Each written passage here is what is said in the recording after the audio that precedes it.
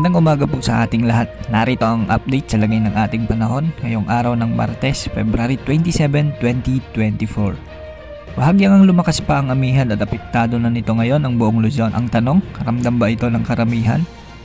Aabot pa ito sa may Visayas ngayong araw, ngunit bahagya lamang ang dalang lamig nito lalo na sa gabi at umaga. Samantala, easterlies naman o ang mainit na hangin ang nakakaapekto sa natitirang bahagi ng ating bansa. Ngayong araw, asahan ng mga kalat-kalat na pag-ulan dulot ng easterlies sa bahagi ng Davao Region, Sulu Archipelago. Pagsapit ng tanghali ay posible na ring ulanin ang bahagi ng Caraga at ilang bahagi ng Northern Mindanao. Posible namang pumalo sa 37 degrees Celsius ang heat index ngayong araw sa Cotabato, samantalang 36 degrees Celsius naman sa may General Santos at Zamboanga. Asahan naman ang mga dagli ang pag-ulan sa may Samar, Leyte, Cebu, Negros at Panay sa bahagi ng Visayas dahil pa rin ito sa umiiral na amihan at easterlies.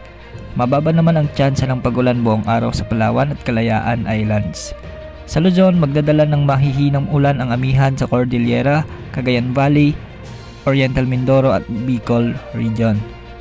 Makararanas naman ng heat index hanggang 36 degrees Celsius ang bahagi ng Dagupan, Tarlac at Cabanatuan ngayong araw. Mababa naman ang tsansa ng pag-ulan buong hapon sa Metro Manila, ngunit asahan ang malinsangan na panahon kaya mag-ingat sa banta ng heat stroke at dehydration.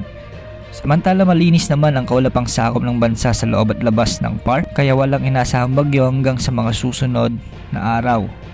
Wala ring nakataas na gale warning sa limang bahagi ng ating bansa. Maging handa sa lahat ng oras dahil minuminuto ay nagbabago ang panahon.